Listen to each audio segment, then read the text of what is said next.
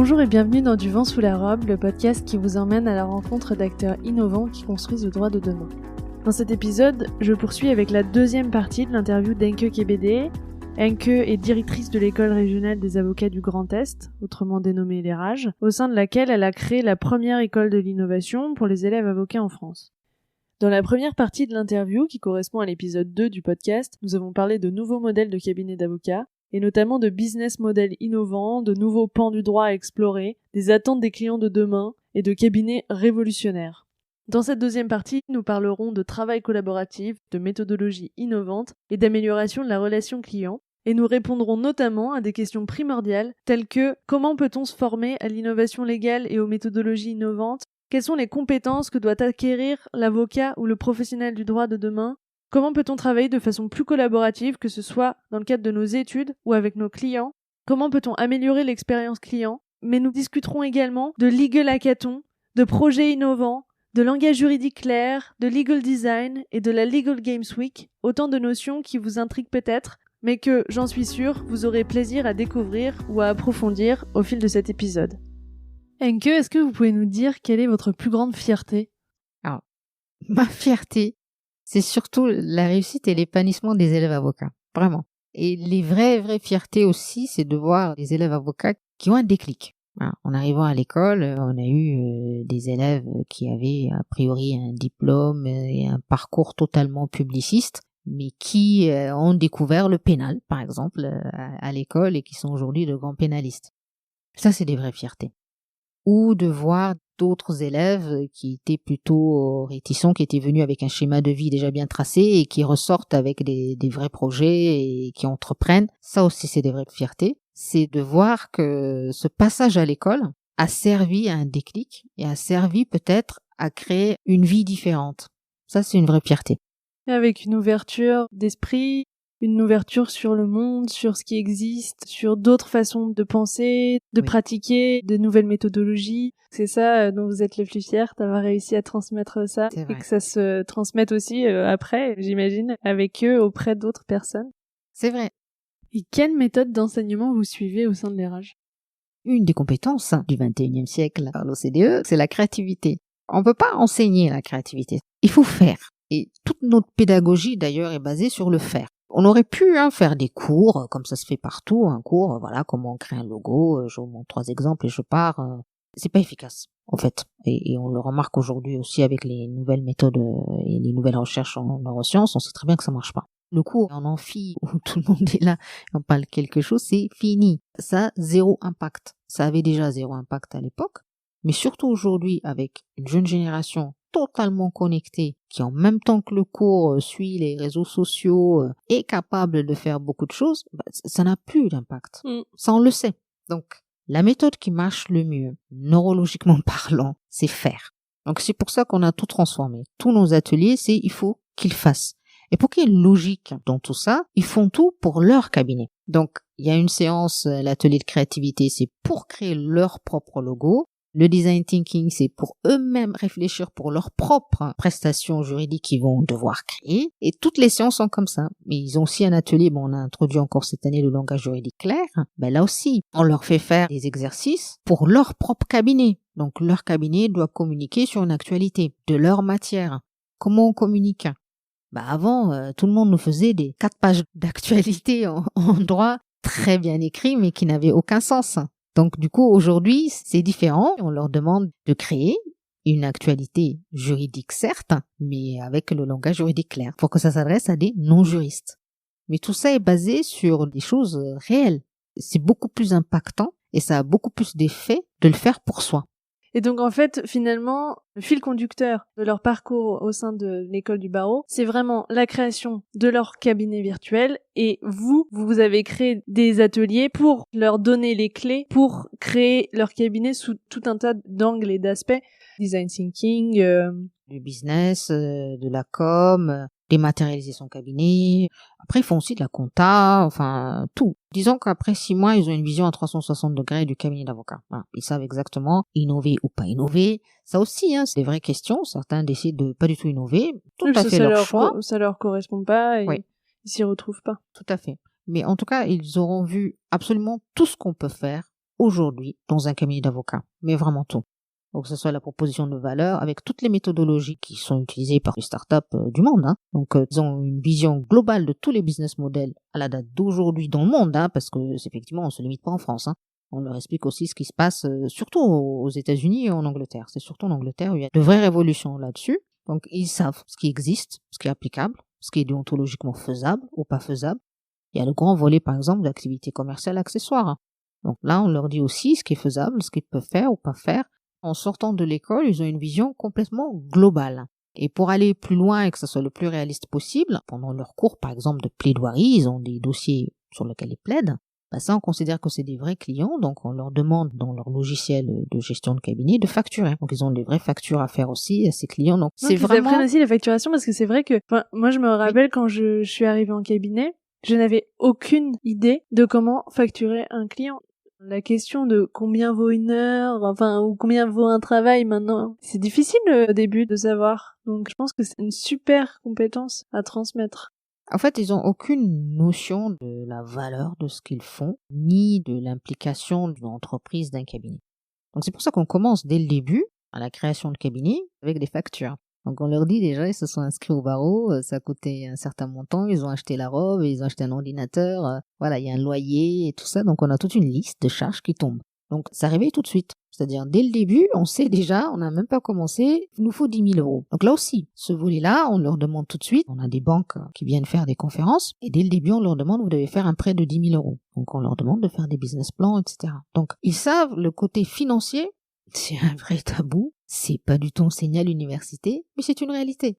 Donc là, on leur dit dès le premier jour. Et ils savent dès le premier jour qu'ils vont pas facturer 10 euros de l'heure. Ils ont vite compris. Au début, c'était le problème qu'on avait. Et là, une fois qu'ils ont compris les enjeux et qu'il faudrait vraiment innover parce qu'on leur donne aussi les vrais chiffres s'ils sont installés au barreau de Paris ou de Strasbourg, c'est pas la même chose. On leur explique tout de suite le nombre d'avocats. Ils ont autant de concurrents. Donc, comment se distinguer? Ça, c'est des vraies questions. Si je comprends bien, vous avez vraiment créé l'école de l'innovation, mais plus généralement votre école du barreau, sur un mode très collaboratif. Ah oui. Et donc, pour vous, c'est vraiment important, cet aspect collaboratif? Ah oui. Alors, c'est le cœur.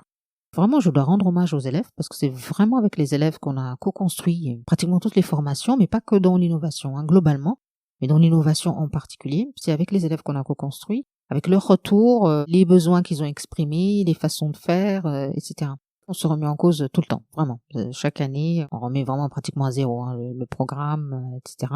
On remet en cause notre façon de faire, on part d'une feuille blanche et on reconstruit. C'est normal, on est une école. Une école doit savoir se remettre en cause. Et la société va forcément avancer plus vite que nous. Donc, on doit s'adapter constamment.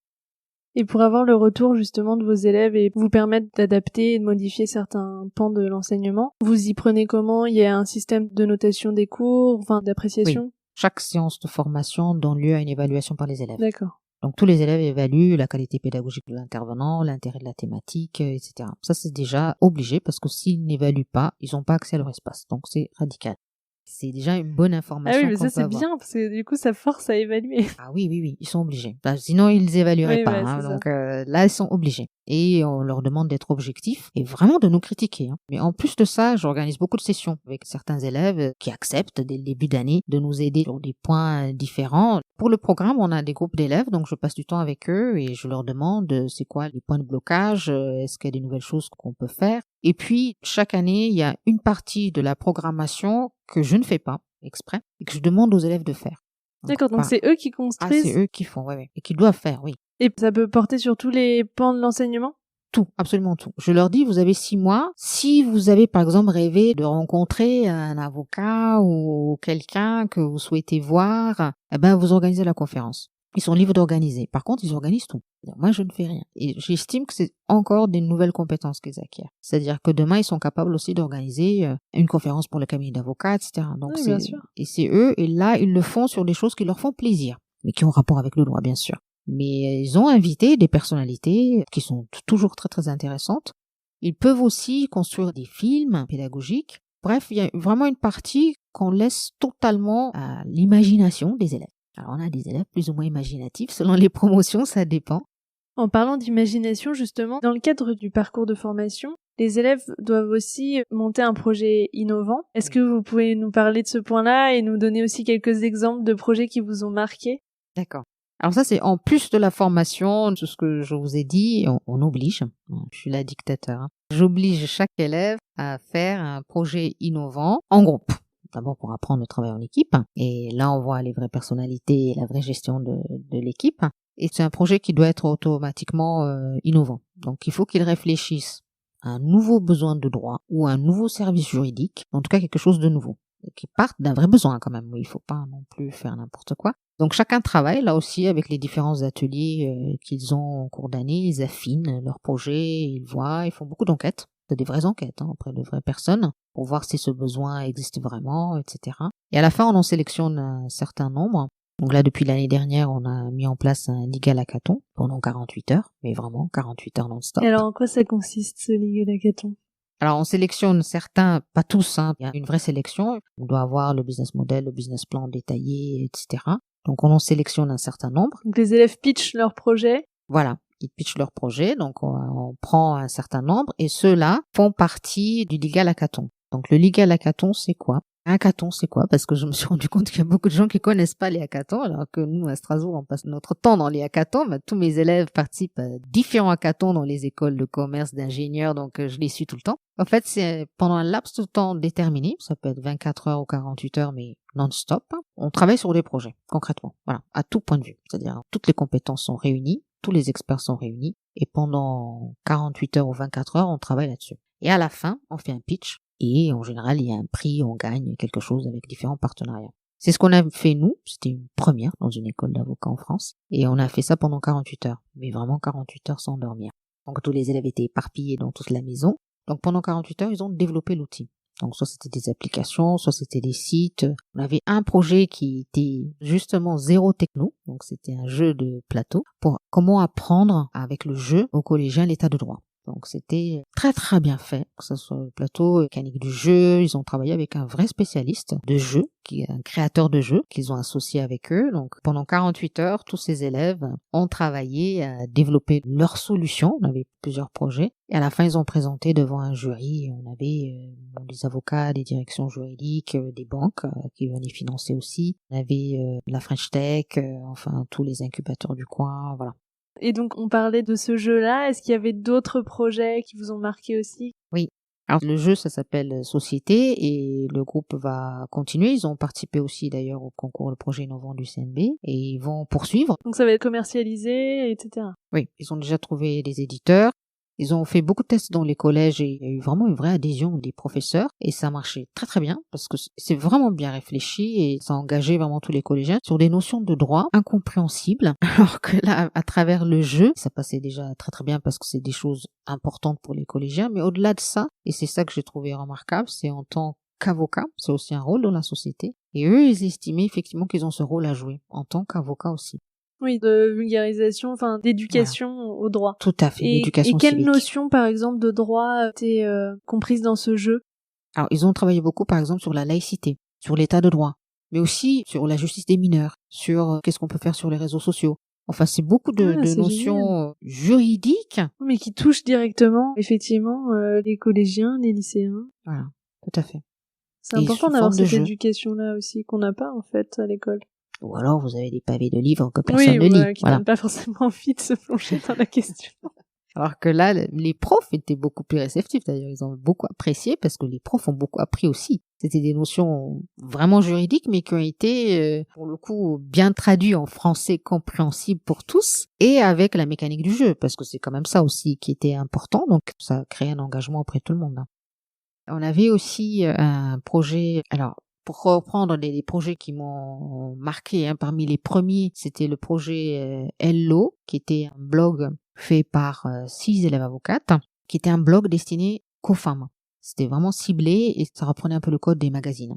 C'était vraiment juridique, des informations juridiques, mais sous forme de magazine, donc un peu décalé, avec de l'humour, avec des images, etc. Et c'était très très bien. C'était les premières qui avaient fait un vrai projet qui avait été lancé et qui avait eu beaucoup de succès, jusqu'à d'ailleurs le magazine Elle qui les a attaqués. Donc C'était intéressant parce que bon, elle faisait absolument rien de mal, mais juste le fait d'utiliser le mot hello. Mais c'était en soi une reconnaissance. Maintenant, elles exercent un peu partout en Europe, donc elles se sont dispersées un petit peu. Mais je trouve que c'était un projet très très bien et qui rendait pour le coup vraiment service, vraiment. C'était uniquement sur le droit des femmes ou c'était sur plein de sujets qui pouvaient toucher les femmes? C'était un peu tout, hein, vraiment. Mais il y avait quelque chose, par exemple, sur les violences, comment faire quand on est victime de violences, etc. Mais on avait aussi comment je fais quand je suis licenciée. En réalité, c'était des questions juridiques qui concernent tout le monde, hein. Mais c'était l'environnement, le fait d'avoir créé cet environnement-là qui fait qu'il y aura une majorité de femmes et on utilisait tous les codes des magazines féminins. Je trouvais ça très intelligent. Et Oui, très mais bien. c'est vrai, parce que je pense que si les magazines féminins déjà fonctionnent, c'est qu'il y a une raison, et donc Voilà. d'appliquer ces codes, entre guillemets, pour mieux faire passer un message juridique, c'est Voilà. génial, c'est une bonne idée. Tout à fait. Comme quoi, il faut toujours sortir et voir Ben dans voilà, d'autres un bon domaines. exemple de regarder ce qui exemple. se fait ailleurs et d'essayer de transposer d'autres modèles. Tout à fait. Après, on a eu notre première start-up du droit, c'était la Lobox. Donc la Lobox, c'est vrai, c'était aussi un projet, mais la Lobox, eux, ils savaient déjà, même si j'avais pas proposé le projet innovant, ils l'auraient fait. Donc j'ai aucun mérite là-dessus, très honnêtement. C'était un vrai cri du cœur en arrivant à l'école qu'ils voulaient créer ça, donc ils l'ont créé et ça a eu un énorme succès. La Lobox, c'est une entreprise qui a marché tout de suite, hein. Est-ce que vous pouvez expliquer un peu le principe de la Lobox, enfin le concept? Oui. Alors, la Lobox, au départ, ce sont donc 3 jeunes, dont 2 élèves avocates, qui avaient créé ça et sortaient de l'examen d'entrée et de toutes les difficultés qu'ils ont eues de la fac et se sont dit, il faut qu'on réagisse. Rien que ça, déjà, ils ont beaucoup de mérite en disant, il faut qu'on réagisse. Il faut qu'on donne des outils à ces jeunes qui n'ont peut-être pas forcément les moyens de s'acheter tous les livres, d'aller faire des prépas privés, etc. Donc, c'est parti de là. Et eux, pareil, ils ont pris aussi le concept des box, que j'ai découvert à cette occasion, je dois l'avouer, pour faire une box à destination des étudiants en droit. Donc, ce sont des box que les étudiants reçoivent tous les mois. Là aussi, un business model d'abonnement. Et dans la box, il y a donc des fiches synthétiques, des informations juridiques diverses et variées. Mais là aussi, très bien travaillé avec des visuels très bien faits. Et avec ça, des goodies. Donc, on a des stylos spéciaux, enfin, plein d'autres choses, des bloc-notes, des stabilos, enfin voilà. Le matériel, des tote bags, voilà, tout le matériel. Et des conseils méthodaux en suivant le fil de l'année universitaire pour guider finalement les étudiants vers la réussite. Voilà. Et ça a marché tout de suite. Sincèrement, c'était angoissant pour moi, hein. Mais par contre, eux étaient beaucoup plus déterminés et confiants. Et ils l'ont lancé et ils ont tout de suite eu les étudiants qui ont adhéré immédiatement parce que leur capital, très franchement, et encore aujourd'hui, ils ont une maîtrise absolue des réseaux sociaux. Donc ils avaient déjà un capital. Et ça, c'était un bon exemple, y compris pour la suite, ce qu'on a démontré. Il y a la Lobox, ok. Mais en réalité, ça a fonctionné parce qu'ils partaient déjà avec un capital de réseaux sociaux extraordinaire. Et donc pour vous, c'est vraiment important justement d'utiliser les réseaux sociaux pour développer son activité. On l'a vu dans l'exemple de la Lobox, le concept est extraordinaire, ça n'existait pas, c'est super, mais en réalité, comment ça a été lancé rapidement et a trouvé sa cible, c'est les réseaux sociaux. Et d'ailleurs, une fois qu'ils ont lancé la Lobox, ils en ont même fait une version avec Facebook Live, donc ils font du coaching sur Facebook avec ses abonnés et ça marche très très bien. Donc oui, là, notamment pour la préparation au grand oral, je crois, voilà. c'est ça? Donc ils ont trouvé l'astuce, comment on prépare au grand oral avec des box. C'est génial. On a Facebook, voilà. Parce qu'effectivement, à part les prépas privés, mais qui représentent quand même un coût très important, oui. Il n'y avait pas vraiment d'autres solutions qui existaient, en tout cas pas à ma connaissance quand j'ai passé le barreau. Encore aujourd'hui, hein. Enfin, moi, je comprends pas. Je serais Dalloz, je le proposerais d'acheter la Lobox, c'est évident. Parce qu'on voit que ça marche, c'est quelque chose qui accroche. Ils ont exactement le même code des étudiants. Ils ont une légitimité parce qu'ils ont réussi, ils sont avocats aujourd'hui. Enfin, c'est une évidence. Et ça marche très bien. Donc voilà. Donc ça, c'est une belle réussite. Une belle réussite, mais là, très franchement, pour être tout à fait honnête, j'ai aucun mérite. Parce que ça, c'est eux qui avaient déjà cette idée, ils m'en ont parlé dès le premier jour. Donc, je leur ai donné carte blanche dès le premier jour. Après, effectivement, on a passé beaucoup de temps pour le coaching, on était derrière. On leur a donné toutes les opportunités, on les a coachés sur tout. Enfin, tout. Oui, vous les avez accompagnés et vous leur avez donné quand même tous les outils. Oui, voilà. On a encore un autre projet, c'est l'Explain, avec un élève avocat qui, lui, a décidé d'automatiser en visual design des clauses de contrat. Donc, on a des clauses de contrat, clause par clause. Si je veux en faire une présentation visuelle, je peux le faire automatiquement. Qu'est-ce que vous voulez dire par présentation visuelle? Enfin, j'ai du mal à me représenter. Alors, c'est vraiment dans le legal design, mais la version visuelle. Donc, le visuel juridique, on est sur le visuel juridique.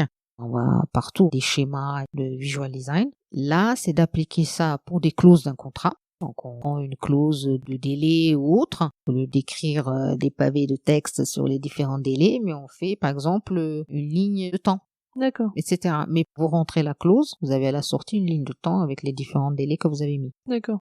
Voilà. Et donc le rendu, il y a 2 versions ou il y a une seule version?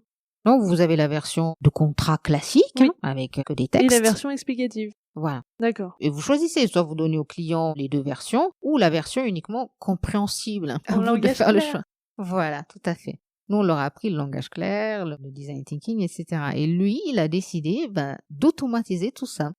Et alors, du coup, pour l'automatisation, comment ça fonctionne? Vous allez sur une plateforme qu'il a créée, ça s'appelle l'Explain, et c'est en bêta-test actuellement. Vous rentrez votre clause. D'ailleurs, il vous propose lui-même des clauses s'il le faut, mais vous rentrez votre clause, vous copiez-collez votre clause, et il vous le sort avec vos données. Il y a des clauses types, Oui, bien c'est ça, il y a un évidemment. C'est closier pas tous les- derrière Ouais, où voilà. lui a déjà fait le travail de traduction, entre guillemets, de Voilà, ces... schématisé, voilà. etc. Ouais, Et voilà. après, il y a juste les variables qui sont adaptées à chaque cas, j'imagine. Tout à fait, c'est ça. C'est une super idée, effectivement. Parce que c'est vrai que les contrats, il y en a partout, pour tout. Et je pense qu'il y a beaucoup de besoins dans ce domaine-là pour arriver à bien comprendre ce que dit telle ou telle clause, C'est ça. même chez les notaires.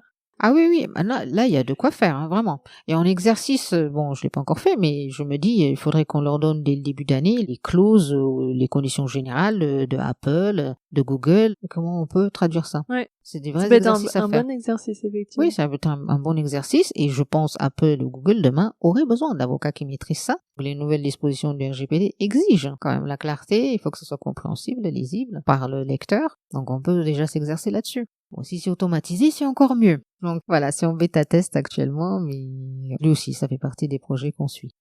Ouais, c'est super. Ouais. Bravo. Et alors, avec tout ce qu'on se dit, j'ai trop envie de revenir à l'école du barreau.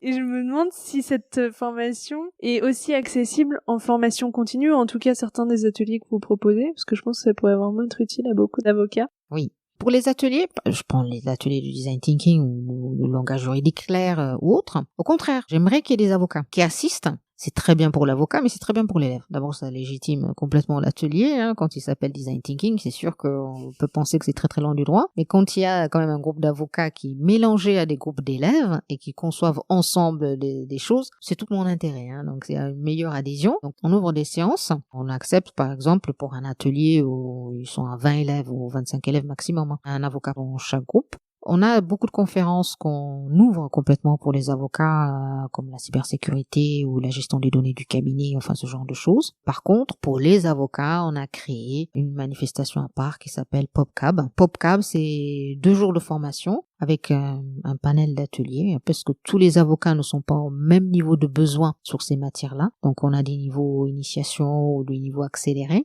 Avec les mêmes thématiques dont on discutait tout à l'heure dans le cadre de la formation initiale. Voilà, ce sont des ateliers de legal design, de blockchain, ça on fait pas encore en formation initiale, mais par contre on fait en formation continue, ou dématérialiser son cabinet, où je veux savoir comment communiquer avec des vrais communicants et des vrais experts à chaque fois. Mais là, c'est l'avocat qui choisit les ateliers qu'il veut faire en fonction de ses besoins. D'accord. Pour revenir sur la formation initiale, en vous écoutant tout à l'heure, je me disais que vous proposez vraiment un programme et une façon de faire qui change radicalement de la fac de droit. Est-ce que vous avez rencontré des difficultés? Il y a de très grandes difficultés, effectivement. On a eu de vrais problèmes. Les premières années où on avait proposé nos formations, les élèves ne comprenaient pas du tout. D'abord parce qu'à la fac, ils en avaient jamais entendu parler. C'est une première. Et ensuite, ils se disaient, ils ont une vision de la profession d'avocat qui est complètement cinématographique. Donc, c'était très difficile de leur expliquer, non, le monde a changé, et puis au moins là, vous avez de la chance, on va vous apprendre, on va vous accompagner. Donc c'était presque pour eux du domaine de la science-fiction? Ah oui, ils étaient absolument sceptiques. Vraiment. Du coup, ils étaient pas trop volontaires pour suivre ce que vous aviez prévu? Ils étaient très réticents, vraiment. On travaille beaucoup en collaboration à Strasbourg, donc avec les différents directeurs d'école, on partage nos expériences, etc. Et ils m'ont tous confirmé que c'était une réaction absolument normale. Bon. Donc on s'est dit ok, mais on va pas s'arrêter à ça. Donc il a fallu faire quelques changements. Et pourquoi ça va mieux aujourd'hui? Je dis pas que c'est parfait, mais ça va mieux. C'est parce que on fait dès le début beaucoup de conférences de témoignages de cabinets d'avocats, de jeunes, de moins jeunes, de direction juridique pour dire voilà, nous on a besoin de tel type d'avocat. Si l'avocat il n'est pas équipé comme ça, de toute façon je le prends pas. On a des jeunes avocats qui disent voilà comment je gère mon cabinet, voilà ce que j'ai fait comme une innovation. Alors oui, j'étais avocat, mais j'ai laissé tomber, voilà ce que je fais. Vraiment des témoignages de réussite pour leur montrer, voilà. Oui, que c'est pas de la science-fiction et que c'est réel et que ça va servir à quelque chose, ce qu'ils vont apprendre. Exactement. Mais ça, on est obligé de passer par ça, en fait. Parce que comme à la fac, on n'en parle pas et qu'ils arrivent avec complètement une autre idée, vraiment décalée, on est obligé dès le début de commencer par ça. Si vous aviez carte blanche, qu'est-ce que vous changeriez à la fac de droit? Alors, spécifiquement pour les juristes, il y a un vrai problème. Moi, je parle plus de méthodologie ni rien, mais le vrai problème crucial pour moi, c'est l'individualisme. Pendant tout le parcours en droit qu'on peut faire depuis la première année, il n'y a pas de notion de travail collaboratif. Non seulement il n'y a pas cette notion-là, c'est plus centré sur l'autre c'est l'ennemi. On fait nos études comme ça. C'est bizarre, mais jusqu'à la fin, on est comme ça, en confrontation avec l'autre c'est l'ennemi. Et ça, on met un temps fou à changer cet état d'esprit. Et nous, tout notre parcours est basé sur le collaboratif. Tout se fait en groupe, absolument tout. Et dès le premier jour, on est obligé de faire ça. Ça, je pense, et je ne parle pas que pour la profession d'avocat ni pour les écoles, hein, je parle globalement pour le monde du travail. On va vers le collaboratif. On ne peut pas se centrer sur soi et dire moi je maîtrise tout, c'est fini. Ça c'était avant. Donc la vraie remise en cause, la première, et qui est vraiment essentielle pour moi, c'est déjà ça. C'est d'apprendre le collaboratif. Demander dès la première année à faire tout en groupe. Voilà. Et est-ce que ça pourrait aussi être, pour certaines matières ou certains ateliers, de mélanger les étudiants en droit avec des étudiants d'autres parcours? Absolument. Ça, par contre, ça c'est un problème français, globalement. Et c'est pas que pour le droit, hein. Globalement, en France, on fait une matière, on fait une matière. C'est très chaque Voilà. discipline et on mélange pas trop. Tout à fait. Donc, c'est vraiment tout est par silo. Alors ça, c'est aussi fini. C'est possible aujourd'hui, effectivement, de faire des bouts de formation ailleurs et compléter sa formation ou faire des cursus sur deux choses différentes. Nous, alors, on a créé à Strasbourg un diplôme universitaire en partenariat avec, donc c'était la fac de droit qui l'a créé bien sûr, mais on était partenaire, nous, avec le barreau de Strasbourg et même le TGI de Strasbourg, enfin, nouvellement tribunal judiciaire. On a créé un diplôme qui s'appelle cyberjustice. Et l'objectif, c'était de former des juristes et des ingénieurs pour que chacun apprenne de l'autre. Surtout les systèmes de données, de création de tout type de technologie, etc. Est-ce que ça implique en termes de données, de propriété intellectuelle, etc. Donc pour que les ingénieurs, quand ils vont concevoir des outils, aient les minimums de base en juridique, et pour que les juristes sachent quel est le travail de l'ingénieur pour que demain, quand ils sont associés à des projets qui impliquent ce genre de création, ils savent faire un cahier des charges, etc. C'est vraiment ça l'objectif. Et on l'a vraiment conçu comme ça. C'était vraiment pas facile de faire admettre ça à la fac de droit. Mais c'est fait. Mais en tout cas, il y a eu un vrai engouement. Donc, il y a eu beaucoup d'inscrits. On va voir les premiers qui sortent. Et il faudrait en créer pas mal, des diplômes comme ça, qui intègrent déjà deux publics. Au-delà de la formation, en fait, le constat, c'est que c'est des publics qui ne se sont jamais croisés. Oui. Et qui, Jamais. du coup, quand ils commencent à exercer, n'ont pas ce réflexe de Voilà. faire appel à d'autres professionnels et donc ça peut priver de certains échanges et de certaines complémentarités qui peuvent être intéressantes et notamment avec tout le développement des nouvelles technologies. Il y a plein de choses à faire et peut-être que s'il y avait plus justement de collaboration entre ces deux types de métiers, peut-être que les avocats ou autres professionnels du droit auraient une meilleure vision de ce qu'il est possible ou non de faire et s'arrêteraient pas à je sais pas si c'est possible ou même je pense pas que ça soit possible, etc. Tout à fait. En fait, au-delà de la formation, comme je disais, c'est les rencontres de deux mondes qui se croisent jamais et chacun voit les contraintes de l'autre. Parce qu'il y a une incompréhension totale des contraintes juridiques, les gens ne comprennent pas à quoi ça sert. Inversement, on comprend pas du tout ce que l'ingénieur, pourquoi il a mis ça, etc. Donc déjà, rien que ça, c'est très très intéressant. Et je pense, demain, les directions juridiques, les avocats ou autres vont devoir faire des contrats pour toutes les technologies qui arrivent. Oui. Donc il faut bien avoir au moins des notions de base. Oui, sur ce qui des deux côtés. Ce qu'on peut faire, ce qu'on peut pas faire. Voilà. Faut savoir auditer. Demain, il y aura des contentieux là-dessus. Donc, faut savoir détecter dans quelle clause, effectivement, c'est mal indiqué ou pas, etc. Donc, les doubles compétences, pour moi, c'est presque de base. C'est-à-dire, aujourd'hui, on peut pas faire du juridico-juridique et faire du droit. C'est plus possible pour moi. On nécessite obligatoirement d'autres connaissances. Mais je parle de compétences techniques. Je parle même pas de soft skills. Aujourd'hui, quelle que soit la matière qu'on fait, ça a forcément un autre volet complémentaire qu'on doit savoir. Et on peut plus se limiter dans que du droit. Et nous, c'est le problème qu'on a, c'est-à-dire que les élèves, en arrivant à l'IRH, ils ont fait que du droit, exclusivement du droit. Mais alors du coup, quelle compétence primordiale il est important de transmettre pour vous aux élèves avocats?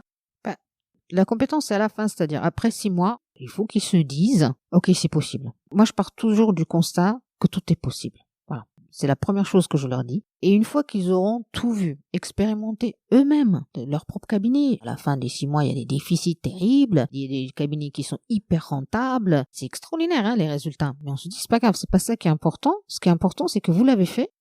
En rentrant à l'école, vous savez pas faire de logo. À la fin, vous l'avez fait vous-même, hein. C'est-à-dire, on n'embauche pas des spécialistes pour leur faire leur logo. En rentrant à l'école, vous savez même pas ce que le business model voulait dire, mais vous en avez fait un pour vous-même. Donc, ils auront acquis tout ce qu'il faut pour demain ouvrir leur cabinet ou exercer. Et ça, c'est extraordinaire. C'est beaucoup de compétences en une fois. Et ils se rendent pas compte. Et tant mieux s'ils se rendent pas compte. Ce qui est important, c'est qu'ils savent, et je sais que quand ils seront face à des questions comme ça demain, ils sauront réagir. Ils seront pas démunis. Voilà. Mais aujourd'hui, ce qu'on constate avec cette formation, c'est pas qu'ils ouvrent des cabinets. C'est-à-dire que quand ils vont en stage dans les cabinets ou en collaboration, ils sont moteurs de changement. Et c'est eux qui proposent en disant, on pourrait changer le modèle économique ou le logo ou créer une page Instagram. Donc maintenant, ils sont devenus de vrais acteurs du changement dans les cabinets. C'est un point intéressant justement que je voulais aborder avec vous. C'est sur les retours que vous pouvez avoir justement des cabinets dans lesquels vont ensuite commencer à exercer vos jeunes pousses et qu'est-ce qu'ils apportent à ces cabinets d'avocats du fait justement du parcours et des nouvelles compétences qu'ils ont pu acquérir. Alors, au début, on n'a pas fait non plus de pub là-dessus. C'est petit à petit, quand ils sont intégrés les cabinets, qu'il y a eu des changements. Aujourd'hui, je vois le vrai changement parce qu'on a beaucoup d'offres, parce que les cabinets ont compris l'intérêt de prendre un élève de l'IRH qui a déjà intégré toutes ces notions-là, sans les maîtriser, encore une fois. Tout ça, c'est des métiers différents. Mais en tout cas, ils connaissent les bases. Ça, c'est sûr, ils savent faire. Et ça, c'est devenu un vrai atout. Et on voit aussi le retour des élèves avec les rapports de stage qu'ils peuvent rédiger, etc. Aujourd'hui, les cabinets, ils recherchent des élèves qui ont entendu parler, par exemple, de l'innovation, des legal tech. Rien que ça, déjà. Donc, il y a un vrai passage d'information et de tri d'informations pour les cabinets d'avocats. On a beaucoup de cabinets qui recherchent aussi le legal design. Alors, beaucoup la partie, malheureusement... Contenu le visuel, voilà. Mais au moins, c'est déjà ça. Le langage juridique clair, ça, on a quand même de plus en plus de demandes. C'est pour ça qu'on l'a mis en place. Parce que dans la communication des cabinets d'avocats vis-à-vis des clients, il y a une vraie nécessité aujourd'hui. Donc, le visuel, à la limite, on peut donner à un designer. Par contre, la partie langage juridique clair, c'est devenu une compétence qui est très chronophage pour les avocats actuels. Donc, ils sont très contents d'avoir des élèves formés sur ces points-là. Sur le langage juridique clair, justement, si je suis avocate et que je vous demande comment je peux faire pour me former, pour avoir un langage juridique clair, qu'est-ce que vous me répondez? Déjà, ça s'apprend.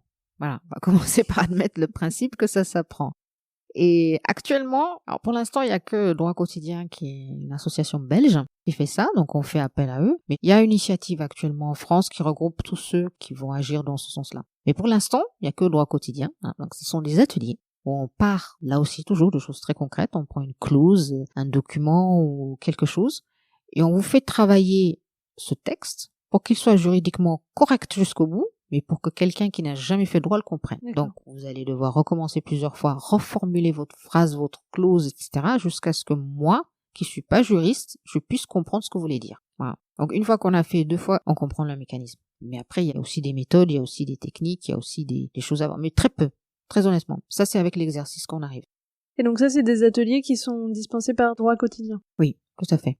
Et qui sont aussi à destination des professionnels du droit. Oui, ils font des formations un peu partout en France. Moi, je trouve que c'est très important. Surtout aujourd'hui, on est à l'ère de la communication, où tous les cabinets communiquent, que ce soit sur leur site ou sur les réseaux sociaux. Entre nous, on se comprend, c'est bien. Mais pour le client, quand même... Oui, c'est ça. Voilà, le message n'est pas passé. La raison d'être de l'avocat, c'est quand même son client. Donc, Voilà, tout à fait. Donc, on écrit, on communique pour un client. Et malheureusement, il y a tellement de jargon juridique que ça n'a pas d'impact. Donc oui, il faut en principe que tout le monde passe par ça, mais c'est vraiment faisable. Ça vient avec la pratique. Le tout, c'est d'avoir le réflexe et de dire, OK, personne ne comprend. Alors, on part comme ça, on rédige, et on arrive au final à quelque chose qui est compréhensible. On parlait tout à l'heure du design thinking et du legal design. Est-ce que vous pouvez expliquer ce que c'est pour nos auditeurs? Ah oui. Alors ça, tout le monde ne connaît pas le design thinking. Oui, c'est vrai. Alors on parle beaucoup de legal design et malheureusement la plupart des personnes confondent legal design et les visuels et les schémas qu'on voit en ligne un peu partout. Alors c'est pas ça le legal design. Le legal design, c'est effectivement la méthodologie du design thinking appliquée au droit. Et ça permet, entre autres, de faire de l'infographie et des visuels juridiques. Mais c'est seulement une branche de toutes les possibilités offertes par cette méthodologie.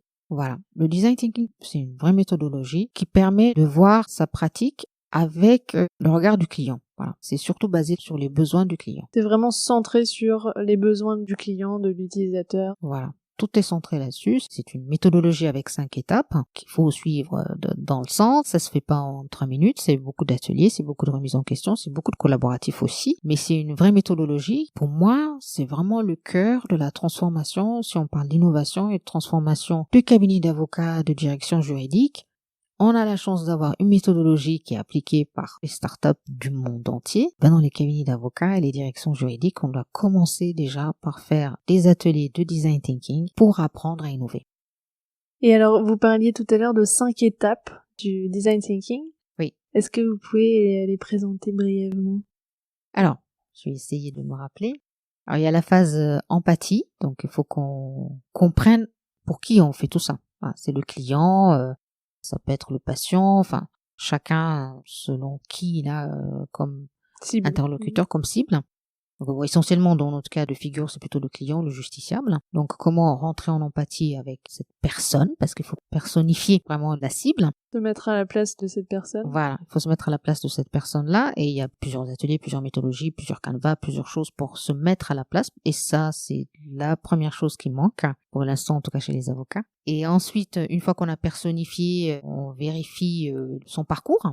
Donc avant d'arriver au cabinet d'avocat, comment il arrive au cabinet d'avocat, quelles sont ses attentes, etc. Et ensuite, il y a une phase de définition du problème ou du besoin du client, où en fait on synthétise toutes les informations qu'on a recueillies dans la phase d'empathie où on est allé à la rencontre de notre cible pour justement définir quel est le problème, quel est le besoin de notre client. À partir de ce besoin qui est exprimé, on va pouvoir commencer la phase d'idéation ou brainstorming où on va essayer de chercher des solutions à ce problème. On va essayer de sortir toutes les idées possibles pour répondre à ce problème. Et l'idée, c'est vraiment d'obtenir le plus grand nombre d'idées et ensuite de faire un tri sur ces idées-là. Et d'en choisir une qui va mener ensuite à la phase suivante qui est le prototype. On fait un prototype. On peut faire des prototypes de prestations juridiques ou de solutions, on peut faire des tests pour voir qu'est-ce qu'on peut proposer à cette cible-là. Et après le prototypage, on revient à cette cible pour demander qu'est-ce qu'elle en pense. Donc il y a la partie aussi où on interroge la personne du retour. Et est-ce que dans la phase où on se met à la place de l'utilisateur pour savoir justement ce que cette personne pense, est-ce que on va à la rencontre de personnes qui représentent justement cette cible pour avoir des vrais retours et pas simplement se dire je pense que cette personne doit se sentir comme ça ou doit penser que ou doit avoir tel besoin, mais vraiment d'aller chercher à la source ce besoin-là? Complètement. Il y a ce qu'on pense et il y a la réalité. En design thinking, on est obligé. Il y a un passage obligé où on doit aller rencontrer ces personnes. Par exemple, pour prendre le design thinking pour nos élèves, ils partent aussi d'un besoin, ils sont tous par groupe, donc c'est des choses très ciblées, et ils partent dans la rue. C'est-à-dire dans la rue, ils vont interroger des personnes, par exemple, pour savoir, on est un cabinet d'avocats, on veut installer ça, qu'est-ce que vous en pensez? Donc ils font vraiment un sondage dans la rue. D'accord. Ou alors, si c'est des cibles institutionnelles, ils se rendent sur les lieux pour demander avec un vrai questionnaire, avec une enquête. Parce que c'est vrai, il faut quand même que ça soit un peu organisé. Préparé. Donc, il faut que ce soit des questionnaires. Et après, il y a un retour pour vérifier si cette faisabilité-là est testée. Et une fois qu'on a conçu une solution, il faut aussi retourner auprès des mêmes personnes pour poser la question, est-ce que ça vous convient? Oui. Une fois qu'on a fait un premier prototype, de le tester en fait auprès des personnes qui vont effectivement l'utiliser. Voilà, tout à fait. Et on fait aussi des retests, donc on prototype, on a des solutions et recommencer itératif. Oui. Donc c'est pas. Donc on adapte en fonction des retours, on améliore le prototype ou voire on recommence complètement. Voilà. Et c'est normalement le même principe et le même schéma et la même méthodologie qu'on utilise pour un visuel. Donc tout ce qu'on voit en ligne aujourd'hui avec des tableaux, ça a l'air super sympa. Normalement, si c'est bien fait, il faut que ça suive la vraie méthodologie du design thinking avec les 5 étapes.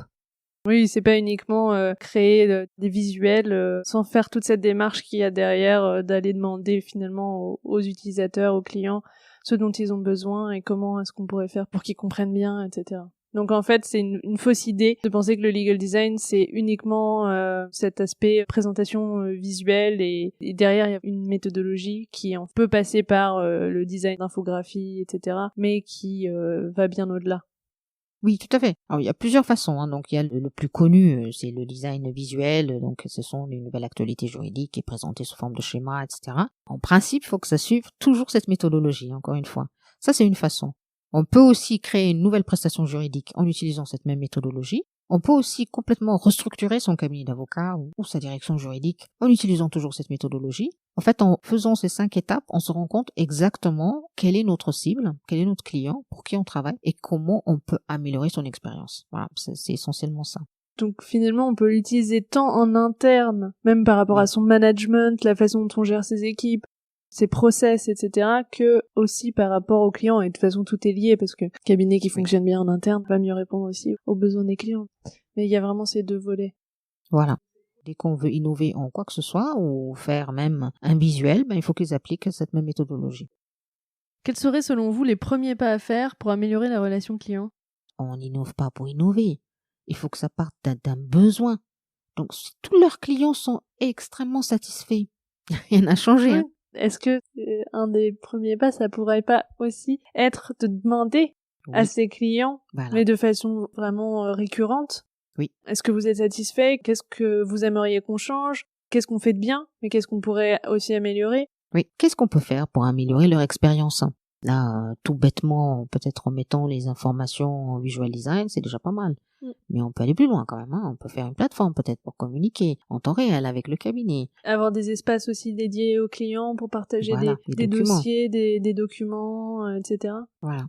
Et quels conseils vous donneriez aux professionnels du droit pour travailler de manière plus collaborative avec leurs clients? Dans l'idéal, il faudrait qu'on soit collaboratif dans le même lieu, mais c'est possible. Donc le collaboratif est devenu beaucoup en ligne aujourd'hui. On a la chance d'avoir beaucoup d'outils. Alors comme on est quand même, pour les avocats ou les directions juridiques, sur des dossiers sensibles, comme le secret professionnel et tout ça, donc on peut pas travailler sur Slack parce que c'est un outil formidable. Il faut quand même que ça soit des espaces sécurisés et qui respectent la confidentialité. Donc c'est pour ça qu'il y a eu des cabinets qui ont créé des espaces, soit pour collaborer avec des clients ou avec d'autres partenaires, etc., mais des espaces développés sur mesure, parce qu'il y a toujours cette contrainte de confidentialité, etc. Mais si c'est pour des choses globales, sans secret, il y a des outils comme Slack ou autres pour travailler. Donc forcément, le travail collaboratif aujourd'hui, il est en ligne, il est numérique.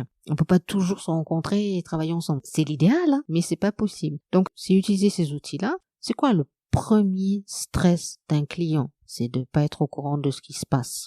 Donc, j'ai une plateforme où je reçois tous les jours une information. Aujourd'hui, j'ai contacté, il s'est passé ça, demain, j'ai plaidé, etc. Voilà.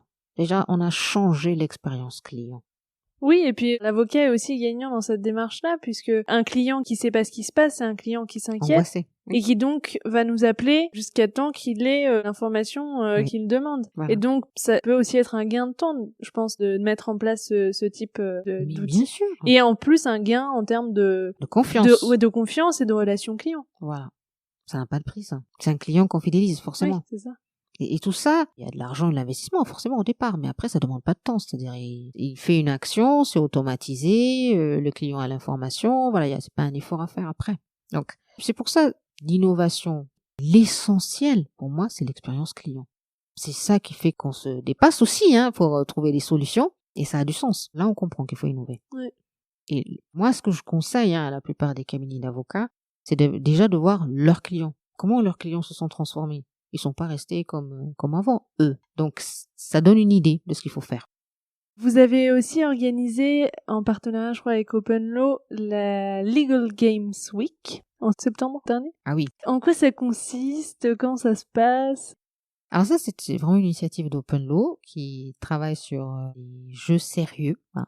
Les serious games? Les serious games, voilà, pour essayer de faire ça en français. Les jeux sérieux et comment les introduire dans les différentes structures, puisque aujourd'hui, on sait très très bien que les jeux, c'est la meilleure façon d'apprendre. Toutes les études en neurosciences vous le confirment. Les meilleures façons d'apprendre aujourd'hui, 1, c'est faire, et 2, c'est les jeux. Et c'est le cas dans même en France, beaucoup d'écoles. Moi, ça m'a permis de faire un état des lieux en France à cette occasion-là. Et j'ai vu à Centrale, dans les écoles de commerce, il y avait déjà les réalités virtuelles pour apprendre le marketing. Et à Centrale, par exemple, ils forment même au Lego Play. Le Lego Play, c'est aussi une forme de jeu pour apprendre le management, enfin, entre autres choses.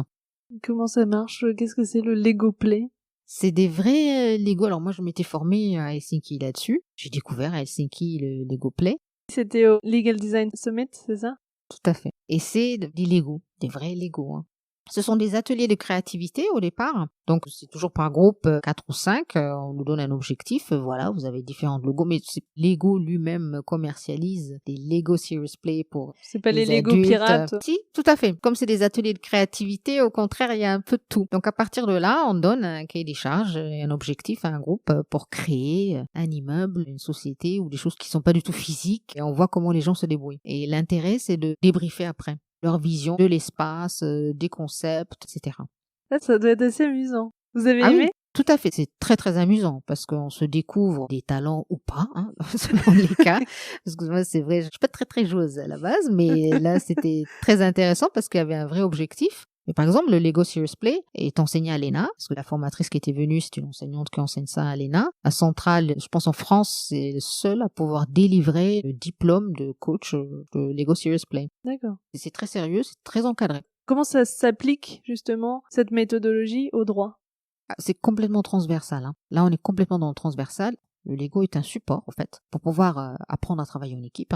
D'accord. Co-construire des choses, même des concepts. C'est pas forcément des choses physiques, même des concepts. Donc, c'est complètement transversal. C'est plus sur l'apprentissage du travail en équipe, Voilà. le développement de la créativité, etc. Tout à fait. Avec un coaching, quand même, il y a beaucoup plus de retours par rapport aux autres coachings de base. Il y a un vrai retour pour chaque séquence. C'est très chronométré. C'est très bien fait. Donc, on a eu un des ateliers, c'était ça. Mais on avait commencé surtout la séquence avec quelqu'un qui fait des neurosciences pour expliquer pourquoi on parle de jeu, parce que c'est que dans le monde juridique qu'on a découvert ça. Dans toutes les autres écoles, ça fait des années déjà qu'on fait ça. Il n'y a que en droit, on est en retard. Donc c'était quelqu'un qui a fait vraiment un exposé très intéressant pour voir pourquoi aujourd'hui on parle de jeu. C'est pas pour s'amuser, contrairement à ce qu'on pense. C'est juste que les jeux aujourd'hui, on le sait, c'est la méthode la plus efficace pour apprendre. Oui, parce qu'on s'amuse et on se rend pas compte qu'on apprend. Donc l'apprentissage devient source d'amusement. Voilà. Alors pourquoi nous, je sais pas pourquoi OpenLaw nous a choisis, mais on voit parce qu'on accepte toujours les projets un peu fous, mais ça fait déjà 3-4 ans, nous on avait intégré dans notre pédagogie un jeu pour apprendre la comptabilité. Donc c'était un jeu de Monopoly, mais fait vraiment pour apprendre la comptabilité, les règles comptables, tout simplement. Parce qu'on avait bien sûr des cours avec des experts comptables, ça passait pas. Avec le jeu, ça passait. Et donc pour revenir à ces Legal Games Week, OpenLaw surtout a présenté les différents jeux dans le monde juridique qui existaient déjà. Moi j'ai découvert aussi à cette occasion, il y avait déjà beaucoup de jeux existants en ligne, des jeux sérieux, oui, il y avait au moins 5 ou 6. Des jeux sur plateau pour apprendre le droit administratif ou le droit pénal. Et on a eu la chance aussi d'avoir Ubisoft qui était là, donc qui avait présenté leur jeu vidéo, le RGPD, avec les lapins crétins. C'était fantastique, c'était extraordinaire. Et eux, ils ont profité aussi de la présence de ces participants déjà un peu ouverts d'esprit pour créer un jeu. Donc, ils en ont fait un atelier pour concevoir un jeu. En co-construction avec les participants. Voilà, tout à fait.